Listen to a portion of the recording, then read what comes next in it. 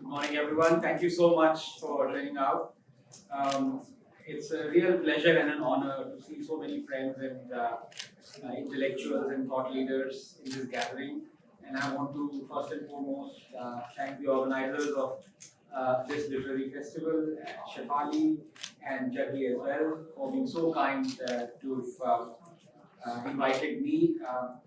And to be very honest with you, although it was very attractive to have accepted the invitation, there were primarily two reasons, in addition to my coming here, that forced me to accept this invitation. The first, the obvious one, obviously, was that it was the home of Sri Krishna Sweets, so long-ranging debate that we've had for years, perhaps decades even before me, is Mysore Pak Tamilian or Kannada. I thought we would settle it, and yesterday we have settled it. Vikram and I have authoritatively settled at the home of the founder of Sri Krishna Sweets. But I'm saying this in a very lighter way, so please don't take me very seriously. Last time I had the fortune of meeting Ms. Nirmala Sitharaman. She gifted me some Mysore Pak, and I tweeted it saying that I am the one-man committee for giving the GI tag to Mysore Pak, Tamil Nadu. And within an hour or so, all hell broke loose in Karnataka. I mean, in Bangalore, people were after my blood. There was a panelist called Ranganathan, no relation. He digitally spat at me, said, "Thu Ranganathan for a blot on the name of Ranganathan." Then there came some actors who said, "We can give Tamil Nadu Kaveri but not Mysore Pak." Catch this rascal Ranganathan, will take him. So I had to apologize. I had to ask my friend Tejasvi came to my rescue. I said, "Tejasvi, please help me." And he said, "No, he's joking and all." But of course, I wasn't joking. I was very serious. Mysore Pak is Tamil. The second reason so it is a pilgrimage for me to come to Coimbatore. The second reason for the pilgrimage is that, and this is a serious one, that I see a lot of devas and devis out here in the gathering. Of course, we live in a woke world, so there might be some who are of indeterminate gender, I don't know. But there is one God that I wanted to meet, and that God is Dr. K.K. Mohammed.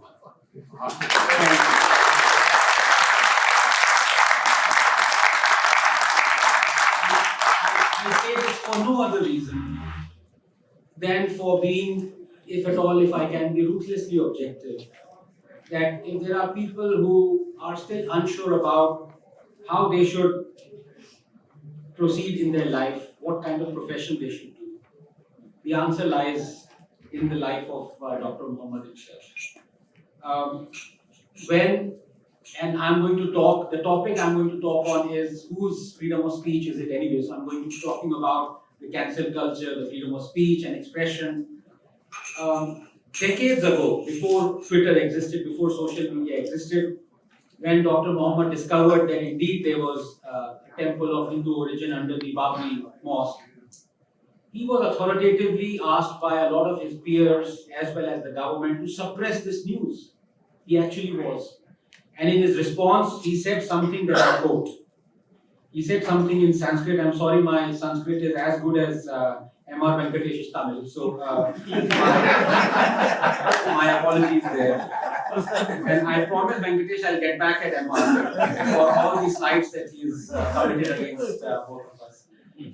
So, Dr. Mohammed said, Loka Sangrahamay Vapi Sampasham Kartum Hasi Sarva Dharme Nidhanam Shreya, which is, I will speak the truth. I prefer death than to lie on duty.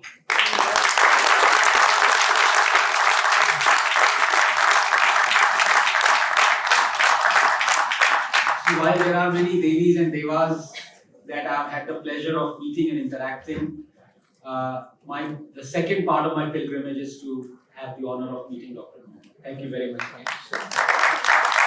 The topic that I will, and I promised the organizers that I will keep at least half of the time allotted to me to have a wonderful question and answer sessions with the audience. Unlike MR Anna, who gobbled up all the time as he does, being a panelist, I didn't leave any to you, but I promised to do that. So I'll probably speak for 15 odd minutes, and then we'll leave the rest half an hour or 20 minutes to the audience. You can ask me questions, and we'll love to have an interactive session. When we talk of the title, which is whose FOS is it anyway? It is a rhetorical question, because the answer is it should be ours. It is our freedom of speech. Because if it wasn't, we wouldn't be even asking this question. And I speak as a free speech absolutist. I have been ever since I came in the public eye, or possibly even before that. I've structured my views, and I'm happy to say that unlike many politicians, I'm not a hypocrite about it. My views have not changed for the last 10, 12 years. But when I say that I'm a free speech absolutist, I also have to explain, because there are 4 caveats that I carry when I call myself a free speech absolutist. It doesn't mean that I believe in absolute free speech. No, I don't. What are these 4 caveats? And let me explain those 4 caveats. The first one is that you cannot divulge state secrets, obviously. This would come as a detriment to many Indian journalists.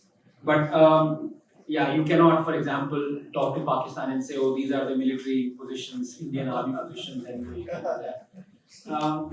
And this would also goes for M.R. Venkatesh Anna when he divulged that I don't know Tamil, and that's a state secret. You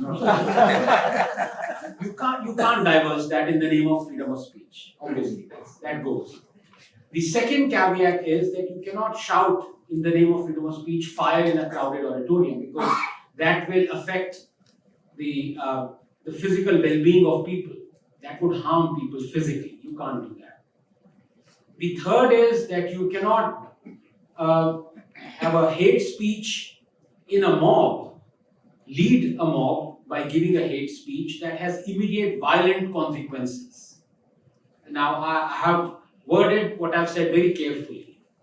So, of course, we've had books for 1300 years that have hate speech, and nobody does anything about it. We accept it, and although people have tried to ban it, the high courts have thrown those petitions out. So you cannot ban a book that is 1300 years old, that is as hateful as it can get.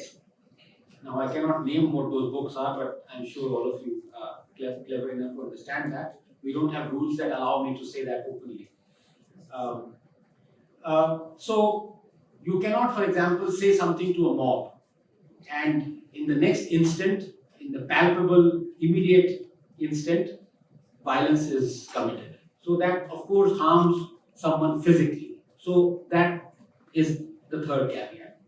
And the fourth is, you cannot slander someone with evidence, because then it goes into the realm of defamation laws, and there are lawsuits for that, and that person can sue you. So while you can say that broadly, you can allege, and people are alleging that all the time, because you can't have 1 billion lawsuits. I mean, as it is, our justice system is overburdened. So you can say Anand is corrupt. I'm within my rights to sue you. But that's like very abstract. I mean, then you'll say, well, what do you mean by what is corruption? Usi mein, the whole case will go in that. Then you'll say, oh, there are moral parameters to corruption, and what I meant was that Anand is morally corrupt, he's ethically corrupt, he's not actually corrupt. So, I mean, all that is very abstract. So you can say Anand is corrupt, but you cannot say that Anand took $600,000 from Ambani, because then you are alleging something, slandering me with evidence which you don't have, or if you have it, then you produce it. So these are the 4 caveats that I have. Other than that, I think everything is kosher, everything should be allowed in the domain of free speech. So when I say I'm a free speech absolutist, these are the 4 things. Other than that, it should be allowed. Now, why do I say everything should be allowed. That is the crux, the nub of the issue. I say it because who am I to judge? Who? Will I decide what you say is right or wrong? Because that is what essentially is happening. That is what is happening in each of our domains. You talk about science, you talk of philosophy, you talk of news, politics, sports. We are determining. Subjectivity is being injected into our thought process, and we are saying what you said I did not like. So I'm going to do this. I'm going to either sue you, or I'm going to commit or have a mob against you. So that is subjectivity. Now, in any given domain, the moment you bring in the word subjectivity, all hell breaks loose, because what is acceptable to one person may not or will not be acceptable to the other person. What I find not egregious, you may find terribly egregious. And you say, I find this unacceptable. And that is what is happening. And unless we have a kind of a unwritten rule, which Hindus and Hinduism, I don't know whether we are allowed to say Hindus or Hindus, I mean, Kamal Hassan might object to that. But incidentally, before the phrase jackass came into being, you could still call Kamal Hassan one.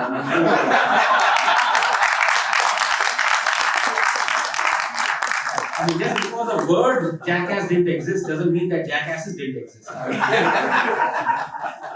But the fact of the matter is that this is all subjective.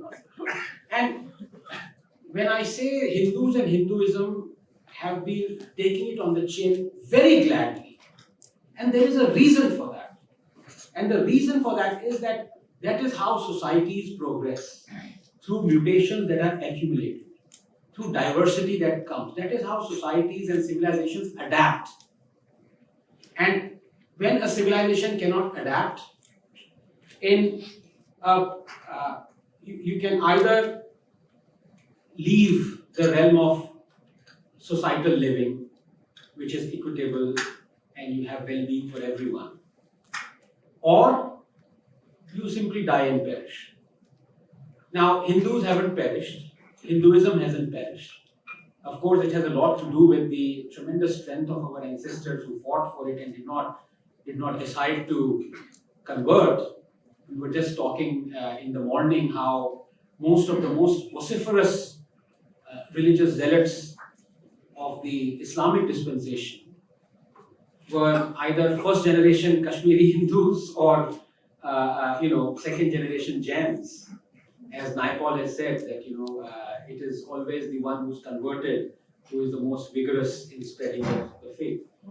But the point I'm trying to make is that Hinduism very early on realized, through its all-questioning thesis and philosophical bent of mind, that unless I start to question everything, unless I pass through this, as they say, the phrase, "Aag ka darya," a river of fire, unless I swim through that, I will not be able to have faith with the kind of resolution that I must have that my idea is good. I will be mediocre. I will collect a group of mediocre people who will say, yes, this is a great idea. But the moment I come out of that ecosystem, you may call it that, or left liberal ecosystem, left liberal being an oxymoron of a kind. But each one of them is supporting each other, even though all of them are complete jackasses. They don't know, expression is rather rude, elbow from their ass, but that's the whole thing. None of them is a proper historian or a commentator or anyone. And I'll come to their hypocrisy when it comes to free speech. But the fact of the matter is, they are, as Vivek Agnihotre's film said, that government to tumhari hai, lekin system to hamara hai. System unka hai. Because the system is so huge. It can almost run the whole theme of who's going to get the Nobel Peace Prize. That is the strength of the system. And believe me, my commiserations that Nobel Prize was not awarded, but in 2024, when Rahul Gandhi becomes the Prime Minister, Bharat Ratna would be awarded. So, have faith. That was a joke, by the way. Because as I said, there is a strong parallel between Kamal Hassan and Rahul Gandhi. But the fact of the matter is that in Hinduism, religion is an offshoot of a way of life. While in Islam or Abrahamic religions that haven't had reforms, way of life is an offshoot of religion. And that is why in Hinduism, you can mutate, things change over a long period of time when you have a way of life rather than when you have a very strictly, prescribed way, the way you're going to deal with set of rules. So Hinduism has always accepted that yes, we need criticism. We can mock every ism except criticism. We accept it because that is how we are going to change. We are going to say that yes, this idea has stood the test of time. These phrases, every word has a density. And when you say this is an idea that stood the test of time, and I think that's a beautiful thing. Rather than you come up with an idea and you have 200,000 people saying, oh, what a brilliant idea. This is amazing. This is what the left does. And after 10 or 15 years, that idea is no one even talking about it because that's just complete crap. But there are some ideas, a lot of ideas in Hinduism that have stood for not just 10 years, 20 years, but for thousands of years, millennia. Why is that? That is because it was left open for anyone to come and criticize it. And from Natya Shastra itself, I'm not a Vedic scholar of any dispensation. I know as much as I said, about Hinduism and Vedas as possibly Kamal Hassan or M.R. Venkatesh knows about it. But my criticism of MR ends there. he's there at the back. He's saying, "I'll come outside. I'll see you." So it is our FOS. I was going to say our SOS, but it's our FOS. We have to reclaim it because we have to show to the world that this idea will stand the test of time. Criticize it. I throw it to the public.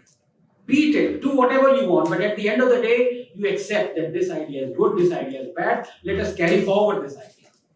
Now, I tell you what the left liberal, all this cabal does. These so-called, they call themselves liberal, but they're anything but liberal. And you've seen it with a very recent thing of Miss Monica. She wrote a book on the 2020 Delhi riots. That book was accepted by the publisher, very reputed publisher, Bloomsbury. And that book, the manuscript went through the editorial stage, it was reviewed, it went through 3 editorial reviews, and after that the book was ready. And then all hell broke loose. You had complete idiots from the leftists and they said that no, this book should not be published. They completely browbeat and blackmailed Bloomsbury. Starting from their historians onward, they ran a campaign, and as a result, Bloomsbury had to backtrack. They didn't publish that book. And when you ask these people, are you the editor? Are you the publisher of Bloomsbury? What gives you the right to say that Bloomsbury should not publish this? Their response was very interesting. They said, the book is a bunch of lies, and that is why it should not be published. So by that logic, any book that says that the earth was created in 7 days, and the earth is flat, and the moon is split into 2, and people are going on flying horses, science has proven that to be a lie. So by their own logic, those holy books should not be published. What kind of crap is that? But that is what their ecosystem has perfected. We decide. And if we cannot decide, we still have our system which is intact. We will tell those publishers that we will not allow those books to be published. And what happened was, they actually won. And I'll tell you how they won, because there are many from the, or you can say the other side, the sensible, logical side, that said if Bloomsbury takes back that book, then I'm not going to publish Bloomsbury. Mr. Sanjay Dixit, I really respect him for that. His book was almost going to come out. It's going to be almost published. And he said, I'm withdrawing my book. Sanjeev Sanyal said that I'm not going to publish from Bloomsbury. I was also one of the ones who said I'm taking my book back. I returned with interest the advance that I had got for my book. But the fact of the matter is that Bloomsbury is still prospering. There are many people from all sides. They have their reasons, and I would say they're justifiable. They have their rationalization. But the fact is nothing happened. Bloomsbury did not publish Miss Monica's book. Who won at the end? They won. So all these champions of FOS who say that we stand for free speech, they did not stand for free speech. They browbeat a publisher into rejecting a book that was almost going to be published within a week's time. It was that late that they moved in. And they've done it time and again. Nupur Sharma is another example. Now, that's a very interesting example, because when you hear the rationalization of the people who again who support Salman Rushdie, but they object to Nupur Sharma. Now, Salman Rushdie, I don't believe in this concept of blasphemy, by the way. But if at all somebody were to draw out what blasphemy is, I think it's terrible, but if somebody were to do it, certainly Salman Rushdie blasphemed. Because, the kind of things that he said about the Prophet Muhammad, about his wives, about his followers, about Mecca. You can say, as I said, if somebody were to draw out what blasphemy is, no one should. But if somebody should, then yes. Compare that to Nupur. She quoted the hadiths. Now, are you telling me that kafirs or non-believers cannot quote Islamic scriptures? Because that is what the reality is. But the fact of the matter is, on the very day when all this broke loose, I tweeted those 2 verses. Now, my son is still satisfactorily attached to my tongue. Till now, I'm speaking. I'm not a hologram. But now there is a genuine danger. For how long? Because at least 7 people have been grievously injured, 2 of them killed, for simply saying that I support Nupur Sharma. And it is not that some of them do not have any powerful parties backing them, that they are, commoners. You have a Shiv Sena member, very prominent member, Lawrence. He's a Christian, by the way. He is living in fear. He contacted me from nowhere and he said, look, I'm living in a locality which is a Muslim locality, and they're saying, we know your address, we know your grandmother's address, we know where you live, we know where your relatives live. Take back the fact that you said that you support Nupur Sharma. That's it. He's not committed any blasphemy. But he knows his future. I hope it is not the same that what held for Kamlesh Tiwari or Kanhaiya Lalji.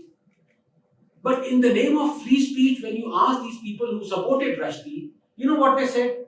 They said Nupur, being a non-Muslim, had no right to comment upon things that concern Muslims. These are the same people who were supporting the Charlie Hebdo journalists, who were commenting, who were Christian, but were commenting on Islam. So you see the hypocrisy, and they have rationalized it to such extent, this cabal, that each one of them is supporting the other. They are writing op-eds. In fact, one celebrated. He's not a leftist. He's not even a Darbari. I don't know how to slot that guy, but he's just a jackass, maybe.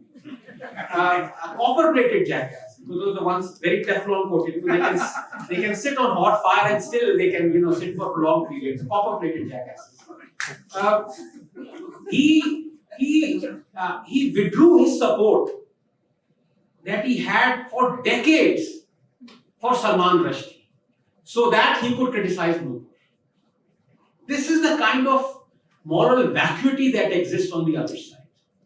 Okay, for 3 decades he was supporting Salman Rushdie. He wrote so many articles supporting him, but then he must have thought, how can I support Salman Rushdie and oppose Nupur? So what do? I cannot support Nupur. So let me oppose Salman Rushdie. These are the people. They are vice chancellors. They are people at high position. You have the other side vying for their attention, craving for their validity. Why? This is why I say that if you really need to go for asking this question, whose FOS is it anyway?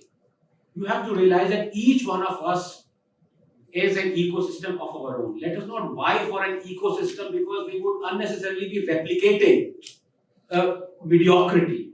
It would be a landfill of lies and untruths, and it would spew methane like the leftist ecosystem does. Each one of us should lend our ideas that we generate or support open to criticism. And that is what the right wing does. And many people criticize it on the face of it ki hamesha ladte, they're always fighting, and there are memes that says khoob lado, samapt kar do ek dusre ko. There's lovely memes that right wingers are always fighting. I think it's a great thing. I think it's fantastic because you are lending your ideas to scrutiny, which is what happens in science all the time. I mean, can you imagine a scenario if I were to say that cold fusion is a fact? It is also a fact that man and woman were created by God, and I have proven it scientifically. And as a scientist, I will not allow you to criticize this fact that cold fusion, I say, exists. I will not allow. It is blasphemy. Can you imagine a scientist ever doing that? Think about it. Scientists don't do that. Why? Because they want their ideas to stand the test of time. What is the point if I tell you that you're not supposed to criticize this? That is what happened with Galileo. He was forced to apologize. He was killed for saying what was right. Are we going into the territory where people cannot even say what they feel resolutely about their ideas? So that is the tragedy. The third thing that I want to say out here is again an argument which is a very rational and intelligent argument. That is, because you say that let anybody say anything, the Muslims will then say things about Hinduism, which they are, by the way, and by Muslims I mean you can say non-Hindus or the establishment that is happening in the film domain or in arts, in others. They are criticizing Hinduism vapidly and rapidly. When Hindus criticize, it leaves the realm of the court system and it goes extrajudicial. So it doesn't matter if the court will allow you or not, you will have those Sar Tan Se Juda people, and they have already decided that you will die. So this argument is that you need a system whereby you can hold the non-Hindus also to be prosecuted for what they say. Because Hindus are being prosecuted extrajudicially for what they say. So it's a rational point. To that I say, are you not taking Hindus, thousands upon thousands of Hindus, as collateral? Because I'll give you an example. In, let us say, 100 cases of Hindus saying things that Muslims take objection to, only a handful, maybe 2 or 3 are the ones that Muslims object as true blasphemy, that they've said something against Prophet Muhammad or something like that. Overwhelming majority of them are just passing a photoshopped something or something that is that the words offend. It's not blasphemous. Now, in this whole system where you want to put this section 295A and prosecute those Hindus, the lives of those 98 people who did not commit blasphemy are also destroyed. Just one example would suffice. There is a guy called Sunny Gupta. He is a 20-year-old engineer in Maharashtra. He was thrown in jail for 45 days. The news that he has been jailed for 45 days came out after he came out of jail. So nobody could protest. Nobody knew the news. That is the other thing. The propaganda is run 2 ways. One is you run a propaganda of fake news. The other, you run a propaganda where you don't publish the news at all, so that there is no outrage on it. So nobody knew that Sunny Gupta has already spent 45 days in jail. You know what his crime was? He just requested Hindus to not go to Ajmer Sharif. That is all he did. Muslims objected, and he was thrown in jail for 45 days under section 295A. Now, did he commit blasphemy? Even Muslims accept that he did not commit blasphemy. But what he said, we object to because he offended our religious sensibilities.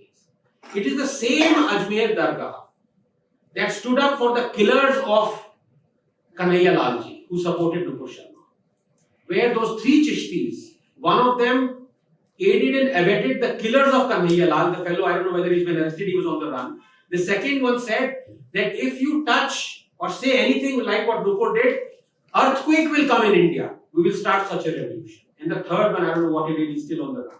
So this is the same Ajmer Dargah where Hindus essentially are running it. making it profitable. And all Sunny did was, he asked the Hindus not to go there. He was thrown in jail. His life is destroyed now. For what reason? Does anyone in this audience support that yes, because we want a law that free speech is not absolute and anyone who offends religious sensibilities, be it Hindu religious sensibilities or Muslim religious sensibilities, should be prosecuted? Therefore, anybody who said that what Sunny Gupta said is offensive was within his rights, and the court and our systems are within their right to deem it offensive, and therefore Sunny Gupta should be put in jail. Does it make any sense? It doesn't make any sense. I'll give you another example of Aman. He's an anchor. You know, he's an anchor who's who says self-confessed right-winger, and he said something when a temple was bulldozed in Rajasthan. That was considered egregious to the Muslim community, and because Rajasthan is ruled by the Congress, they sent the police to arrest him.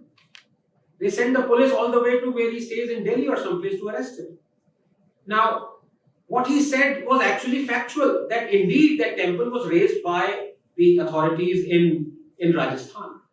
But that seemed to have offended some people. So it is an absolute free-for-all. What I say is that you should not have any rule whatsoever, because no rule is better than some rule which has to be decided on the basis of subjectivity. Hindus have to reclaim this. The third and final point before I throw it open to questions is that, why do I say this? Why is Hinduism better? Why has it evolved compared to other thought processes or ideologies? It is because if we did not have free speech, if Hindus were not free to criticize each other and their ideas, we would not have had Anand Saraswati. We would not have had this amazing document called Satyarth Prakash. Okay, we would not have had Arya Samaj. And right now, believe it or not, there would be many Hindus who would have wanted to put Anand Saraswati in jail, who would have asked for the ban of Satyarth Prakash. And if you were to read, I urge you to read Satyarth Prakash. It's not enough. Now we have to go back to what the teachings of our heroes were. Rather than eulogize and worship the heroes, let us look at their teachings objectively. Read Satyarth Prakash, and trust you me, there are about 12 or 13 chapters. Every chapter you would be sucking in a breath saying, oh my God, he actually said this. Oh my God, he actually wrote this. This is what he's written. But for 100 years, Hindus accepted it. There are millions of Arya Samajis. They adapted. They said, no, what he said is right. Let us put it to test. And if the passed the test, people turned into Arya Samajis. They were welcome. And when somebody were criticizing Hindus, I said, you know what is the punishment for apostasy in Hinduism? It is Bharat Ratna. Ambedkar said, I was born a Hindu, but I will not die a Hindu. He converted. He became an apostate. You know, every day at least 15 to 20,000 people go to the place where he turned into a Buddhist in Nagpur. I've been to that place. Hindus worship him. He was giving Bharat Ratna. Given Bharat Ratna. This is the punishment of apostasy in Hinduism. You know what is the punishment for apostasy in Islam? It's death. You cannot become an apostate in Islam. I mean, you can, but then you will be living in fear, because anyone you are, by law, it is commanded that anyone who has left the fold of Islam has to be killed. In Hinduism, it is the other way. So, we have to go back and remember the glory of what it means to have freedom of speech. Let us cherish it. And lastly, 30 seconds. When I gave the example of Satyarth Prakash, for a century it has stood the test of time. People venerate Swami Dayananda. People read that book. Many might find, as I say, the current crop might find it blasphemous. But for 100 years, the book was not banned. No Hindu asked for a ban. Until 2008, two people asked for the ban. It went to the High Court. There were protests. Do you know who those two people were who asked Satyarth Prakash to be banned? No idea. They were Muslims. Muslims asked for Satyarth Prakash to be banned. Hindus did not. Why? Because the Muslims said there was a fatwa on Satyarth Prakash. See this news. There was a fatwa on Satyarth Prakash written a century or more ago. Why? Because it said it is opening the eyes of Hindus. If it is opening the eyes of believers, those believers could also be Muslims. And those Muslims could then do ghar wapsi. I am not kidding you. This was the reason why fatwa was given. This is the power of thinking of ideas. And if we start banning those ideas, then we ourselves will not die. I'll end there. Thank you very much. We have time for a few questions. Extremely lucid and beautiful session, sir. The flow was wonderful. Probably thanks to the Mysore Pa or Mysore Pa water. Few questions, audience. Sure, please. You made a reference to this cancel culture that we Yes. keep hearing about. Would you like to quickly touch upon it, please?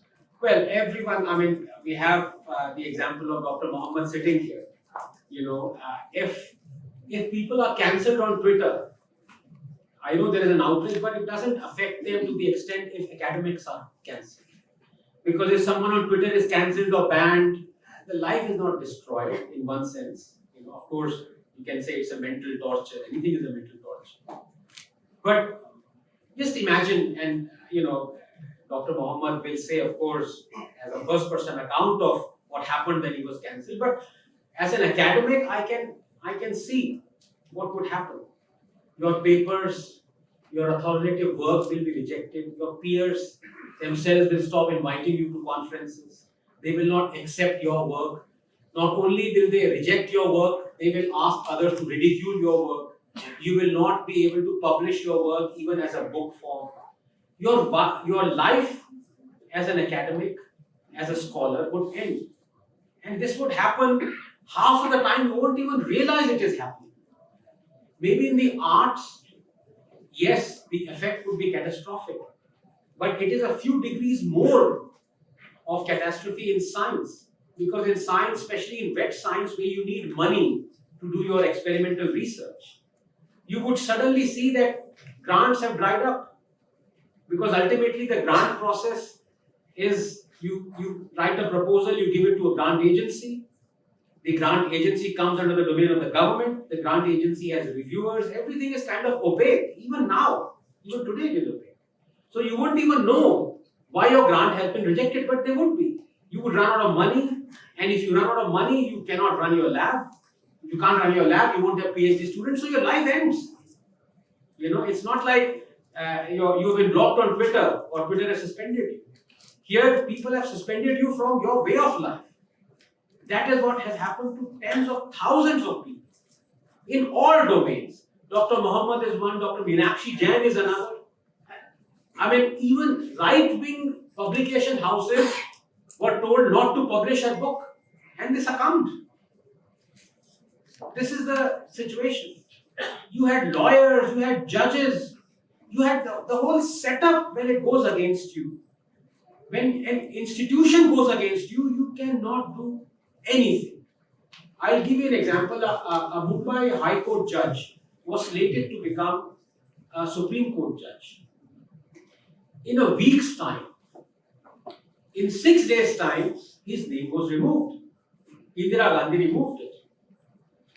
And I am taking this is authoritatively said by the Supreme Court judge himself through a book that was published by the son of a current Supreme Court judge, Chandrachud. It's called Supreme Whispers. Please read that book if you can. It is alarming. It is shocking. Why was his name removed? Because he attended. He was not an RSS guy. He was not a BJP guy. That judge attended the funeral of Mr. Gowal. That was his crime. His life changed. So you won't even know. That judge didn't even know This came out 30 years after. He must be thinking, what happened? Tomorrow I was to be, nominated as a Supreme Court judge, and now where is the letter? 30 years later, the truth has come out. So most of these things happen, by sleight of hand. You have no idea this is happening. But if the institution decides it's working against you, you really can't do it. Yeah, many of the free speeches by particularly Hindus Yes. is halted and haunted by sheer fear. Yes. And to set in the fear, like example of Kanayalalan has been committed, so that there is fear among this community. How do we tackle that, and what could be the remedies for in future? That's a great question. It can be tackled by two ways.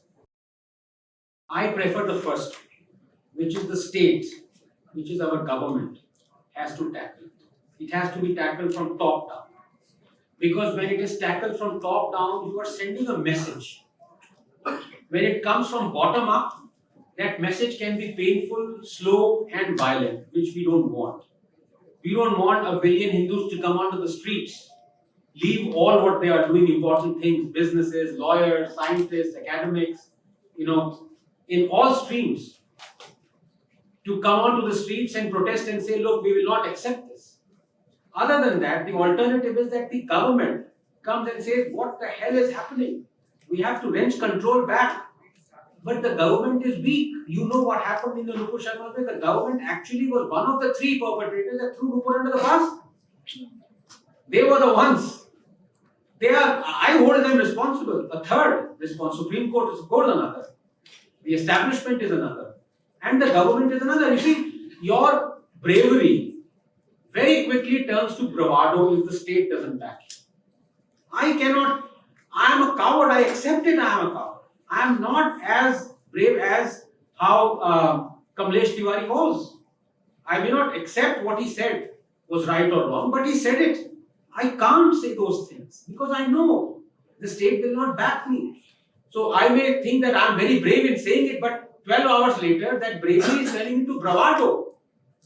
And there is only one consequence of bravado, which is self-censorship. There is no other. So what is the solution, sir? Solution is the state. The state has to come. The state has to say this is unacceptable. The state has to back those who are criticizing religion. Here it wasn't even criticism. I don't understand why the state didn't back Nupur. She quoted. How do we? I quote the verses all the time. Thank Zakir Naik. But I mean, he is my guru. My guru Dakshina is to Zakir. He opened my eyes. The other day, people were criticizing that the BJP government in Gujarat is sanctioning Bhagavad Gita to be read in school. I said, this is wrong. Don't teach Bhagavad Gita. Teach Quran. So many people, right-wingers, got it wrong. They started abusing. They didn't understand. Everyone, every Indian needs to read the Quran. That is what has been hidden. You don't read what is open. Of course you read it, but it's been told to you. Your grandmother has told what Gita means. Gita ka saath kya hai? Everyone told. You don't. Did you know all those verses that are for you? You didn't. You read those. But here, Nupur quoted those verses. She didn't say anything egregious. It was not blasphemous. Still, the state did not back. So, you have to go from top down. So how do we compel the government to do that? How we as a citizen can do that?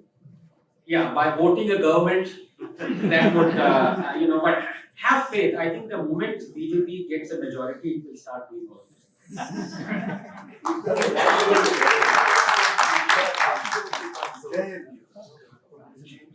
Is there a possibility, sorry sir?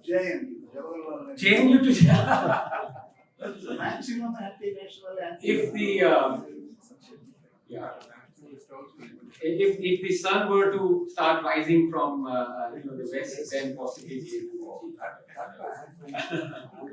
but again, I ask you the reason for that. Think about the reason. Why are these nubs? And it's not about being anti-national, and I don't care for that phrase. It is about being irrational. That worries me more than being anti-national. If someone is anti-national, he can be identified. You can be corrected. But if someone is illogically irrational, you have to find out the reason for that illogic and irrationality. And you know, sir, what is the reason? That we have ministers in this government who are proud, who say we are proud to not even have changed one comma in the text.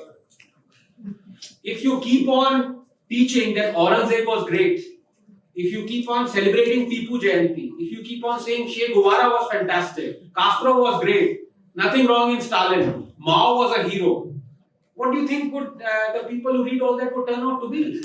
They would turn out to be in JNU, wouldn't they? So that, look at I don't blame them. I apply the Anderson razor, which is, you had Warren Anderson, he escaped. I don't blame him for escaping, that's what thieves do. I blame Rajiv Gandhi for letting him go, for sending an ambassador to the tarmac so that, Warren Anderson could escape. So I don't blame those people who think Aurangzeb was great or Tipu was great. I blame, it is your responsibility. It's been 8 years. What have you done to the education system? You brought out the new education policy. But sometimes, more important than how you teach is what you teach. You have to think of what you are teaching rather than how you are teaching.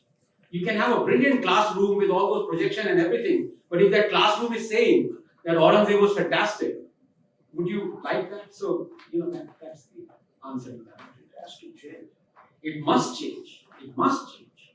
But slowly the change is coming through a lot of people who are working independently, who are bringing that change as MR said, the change has to come from within, because that is the biggest change. I have to realize, rather than this my bab thing making me realize. Of course, the books have to be done, but for example, all my life, waking life, I was given this pill that Emperor Ashoka realized what a catastrophe he had wreaked, killing 1 million people. He saw all that devastation he had committed in front of him after the Kalinga War, and then he turned Buddhist. This was taught to all of us, to me. And the picture I drew was, oh my God, look at this Hindu king. He's killed millions, and then he's realized, then he's converted. So Buddhism, he's converted to something as salvation. Something is better than what he was before that made him kill all that. It was only after I read Sanjeev Sanyal's book, The Churn, where he authoritatively shows that Ashoka was for 8 years already a Buddhist when he went to the Kalinga War. Now, just imagine what would happen, and I am not even in the field of the arts. As a scientist, you're forgiven to think of being ignorant about all these things. But the fact of the matter is, personally left, I would like to hunt for that jackass who wrote that, no other word to describe that, quote unquote, writer who said he converted to Buddhism after Kalinga War. I'd like to speak to him, catch hold of him. I hope he's not in the BJP government right now, but you never know. He might be our education minister. I have an opinion that we must wear our religion first. Be open, advertise our religion. Why are we hiding it? That would show the numbers. Who's hiding it? So I mean, when you say religion, I see it as a way of life. So I am a Darwinian atheist, being a culturally aware Hindu. I say it openly. I mean, I'm an atheist. Yeah, we're talking about Hinduism. Yes. So, like Mr. Ramesh, T.R. Ramesh is doing, be proud about our legacy, wear it, Absolutely. As he says, don't go individually to the temple, go as a group. Right. That's where probably, the strength would be seen as well. We don't even have to talk. Yes, and what TR is doing is just phenomenal. And the other day I quoted, somebody had said 2 months ago that we are second-class citizens. Hindus are second-class citizens. So in that 2-minute clip, I said, no, I showed why we are third-class citizens. Then after a week, it came to be fourth-class citizens, because things just keep adding up. And 2 weeks ago, I gave authoritatively proof that we are 8th-class citizens. Now it could be 10th-class citizens. I don't know how. I hope we remain citizens. But the fact of the matter is, we have a government which is exactly the same as the previous governments when it comes to treating Hindus. I mean, you have to accept it. You really have to accept it. So, What is the reason for BJP to be so backfooted on this thing? What is it? They have a majority. yes. I think it's, again, that's a political question. many people would say it's a master stroke or a long strategy, 4D chess, 5D chess, एक हाथ में computer, एक में Quran. You can't. I think it is being squeamish. I personally feel it is squeamish because I think it gives such a wrong message. To give just one example, 2 years ago, we had almost a war with China. I mean, if it wasn't a real war, it was definitely a metaphorical war. It was, I mean, on a citizen level, we were hating the Chinese, we were hating everything. But in the last 2 years, you know what has happened? Our imports from China have been the highest ever.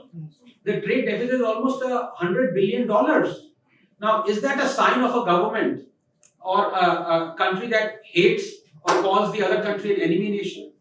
And just to put the cherry on top, China has interned 1 million Muslims in concentration camps, is feeding them pork, is feeding them alcohol, forcibly sterilizing them, removing Islam from them, all assemblages. And India abstained from even discussing that. It's good, no, because the world is saved from so-called peace people. The world is saved from so-called peace people. No, what I'm saying is that we are scared. We are not able to show. We take pride in being friendly with Israel. We talk with Tom Israel. Do you think Israel would allow this? Which other large economy has 7 lakh Hindus, refugees in their own land? I mean, Kashmiri Hindus can't go back, and we seem to be all right with it. You know, Places of Worship Act, TR is discussing. Lakhs of crores is being lost by Hindus because the government is deciding what is the price of the rent that you will pay for the land that is controlled by the temple. Government is deciding. You talk to TR. Lakhs, maybe 3 lakh, 4 lakh crores. All that money could have been controlled by the temple, who could set up institutions for educating Hindus, like Muslim institutions can do, churches can do. But what do we hear? Whenever it comes to largesse or charity, always langar. Always the Sikhs are the first to do it. Always the churches are making all the hospitals. Always the churches are making all the education. Hindus are not being allowed to make. What are you talking about? When you're tom-tomming church-made hospital and church-made schools, Hindu temples can make 10,000 times more. But they're not being allowed to because the government is doing it. But what happens? The gullibility. Hindus feel great when the government spends 300 crores says its money in that Kashi Vishwanath corridor. You know what the hundi collections of a month of Tirupati is? 700 crores. You can make 2 such corridors in a month. But we feel great that look, Hindu Renaissance is coming. So, these are sensible things that anybody should do. Please tell me when the time is up. Sir, should we actually wait so much? My question is on this freedom of expression. Yes. Particularly in southern part of India, Tamil Nadu. Yes. This freedom of expression has been it's taken for granted. Right now, when I was coming, I saw on both sides of the Ghats bridge, there is going to be a protest and they have openly painted it's against Brahmins and North Indians getting got positions. Yes. Now they use this atheism, your friend Kamal Hassan also keeps messing up. My friend. So basically, See how subtly he uses his freedom of expression. I can't even sue him. So basically, people like us, we all jumped into social media, seeing that there is a sort of extremism seeping into the Hindu civilization, which has been so tolerant, and just because to oppose somebody who is trying to tamper our civilization. Now, a lot of youngsters are getting into that, and things like it turns out to be blasphemous in the social media. People like us, we keep telling, if you want to oppose something, don't get into trouble by trying to attack other religions. So it's all under this umbrella of freedom of expression. People don't know how to use it and other things. So my question is, where do you draw the lines exactly, so that we can guide, say that in order to preserve our civilization, what we are supposed to do and what we are not supposed to do. If that is very clear, then probably it can save life of many Hindu Purshamas. Yeah, no, it's a very deep question, and let me answer it in two parts. First of all, about Tamil Nadu, what you said. Now, it's a very strange occurrence that we see in Tamil Nadu, where you have millions of people who eulogize and worship Periyar, who used his Brahmastra of freedom of expression with such gay abandon that it is scary the kind of level to which he took his freedom of expression.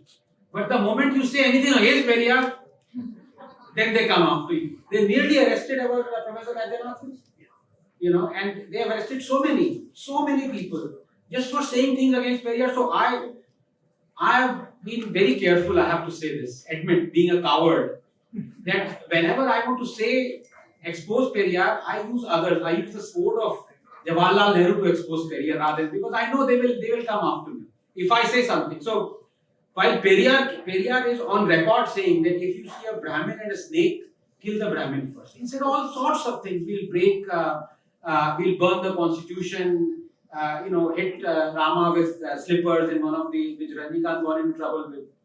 But you know what? This is the quote of Jawaharlal Nehru. He said to Kamraj, and I'm quoting him: "This anti-Brahmin campaign of Periyar is distressing. Whatever he says can only be said by a criminal or a lunatic. Put him in a lunatic asylum and let this perverted mind be treated there." Now this is Jawaharlal Nehru. Now Congresses are in a bind. What do we do? We want to get after this Ranganathan fellow, but he is quoting Jawaharlal Nehru. That's the thing. But as to the second point, line should not be drawn. Because who is to draw the line? That itself is subjective. If I am deciding, I draw this line, you do not criticize this, you criticize this, then that is wrong. That is up to my subjectivity. And another thing, when I talked about that, when we do not have, freedom of speech to write things that will reform Hinduism, like Satyar Prakash, quote unquote, reform again, it's all relative. You are also taking the right away from people who want to criticize Islam and Christianity justifiably, academically, scholarly. It's not just Salman Rushdie who's criticized Islam. There are many scholars who criticize. Now, when you say this, when you take offense to that, when you started taking offense to even quoting Islamic scriptures as being blasphemous, how on earth can you criticize? So where does all that scholarship go of criticizing? Ultimately, what is religion? Religion is an idea. It is a thought. Yes, all right, that 2 billion, 3 billion people are following that thought. But is it always that the size matters? Did Islam not start with 10 people or 5 people? Were they not Muslims? So the fact of the matter is, it doesn't matter how many people are following that idea. You should be free to criticize that idea and to tell those people. I don't think they would change. I mean, none of my utterances would make a Muslim do a ghar wapsi or make him embarrassed enough or whatever the case may be that leave the fold of Islam. Obviously, none. It's the other. They want to convert me. They say he's half Muslim anyway because he quotes them the verses. But the point of the matter is not for that. It is for my own philosophical, whatever you may call it, journey. And I want to learn more. And how do you learn more? You need to criticize what you're reading. So there should be no line drawn. Sir, one request. Your Arnab goes on his brand. We are listening to him many times. But sometimes it's so irritating that everybody is one man speaks at me. My wife says the same about me, so I don't know. But please tell him that there are I will tell Arnab's wife. Sir, do we really have to pay so much of attention to what Mr. Raman has said? The mic. So the question is interesting because he's the fourth person who's told me this. The question is, do we really need to pay attention to people like Kamal Hassan, what he said? No, you're playing into his hands. Right. Now, it's a very interesting question because rebuttal can also make you learn a lot of things. Rebuttals are important. If you were to ignore all illogical irrationality, what will happen is that illogical irrationality is not going to go away. That stays. And that then brainwashes tens of millions of people. So if people like Kamal Hassan or leftists are not rebutted, if you do not rebut the facts that Ashoka was already, a Buddhist, if you don't rebut the fact that Aurangzeb killed 4.6 million people, if you don't rebut so many other facts, what Tipu did and others did, you are at liberty to not do it and ignore because they're wrong. But if you do it, you open the eyes of a lot of other people who otherwise would not be brainwashed. But as I say, the chances of the leftists being brainwashed is very less because for being brainwashed, you have to have a brain first. I think I've taken One question. Sure. Now, we have been hearing so many things about harming Hinduism, killing Hinduism, and the government is not doing anything according to it. But all Hindus are going through these workshops and media, and all Hindus are from inside, they are ready to do something for the nation, and they want to do something. So there is no guidance to the Hindu society what to do. See, we have crores of rupees with Hindus, they are prepared to give. There is so many things which we can do it. So I request people like you in the panel and other few also there. So you all should sit together. You are talking good, we are inspired by what to do. So I request all of you, panel people, sit together and think something and guide society what to do. See, our society is confused. They have money, they are prepared to give time, they are prepared to sacrifice, but there is no guidance from any Hindu organization. No leader. No leader to No guide. direction. That's a big problem. See, there is no direction from RSS, no direction from Vishwa to Parishad. And many Congress people are Hindu, but they don't want to listen to them. So why can't we have a common platform, all of us, and sit together and think of guiding society? We can win many things without political involvement. So I request all of you to listen. If I can comment on that very briefly, sir, I think that's something what you said is in the minds of everyone. And it's not that all of us haven't thought about it. But there are two things I would like to say. I think 70 to 80% of the anger that is there in an average Hindu's mind at seeing the injustice. Places of Worship Act is just another aspect of it.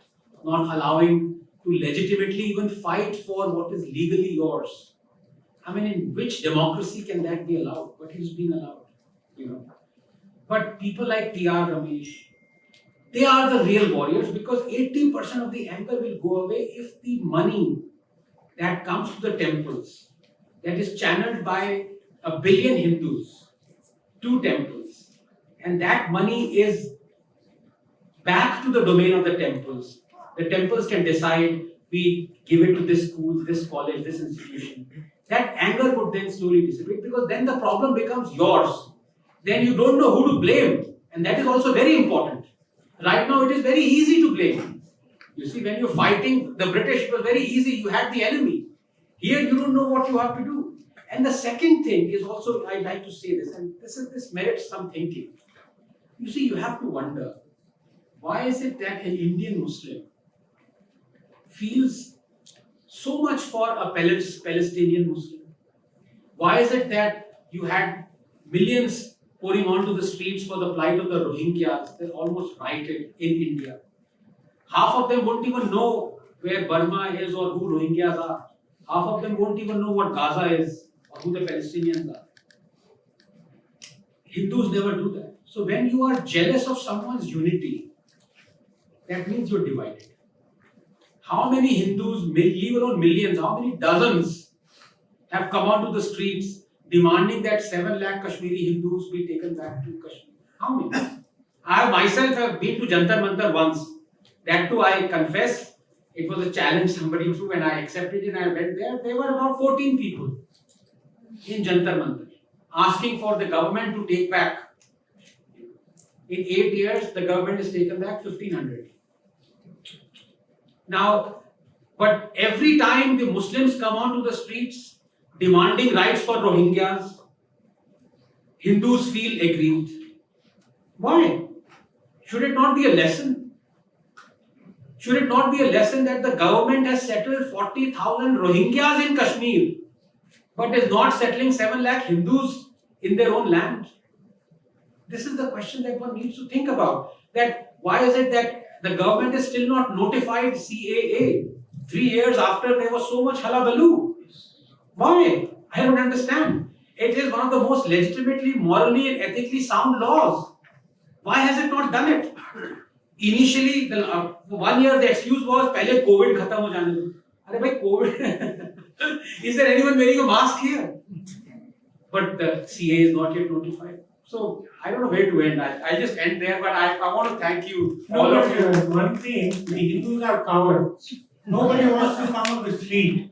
Unless we come on the street, we will not be able to achieve anything and we will suffer. I'm telling you, all Hindus should come on the floor and then only we will be achieved. Sir, to that, if I can reply you, it's a rhetorical rising up, which is all great. But if all Hindus were to come to the streets, then this country will collapse because Hindus are making money, they're running this country.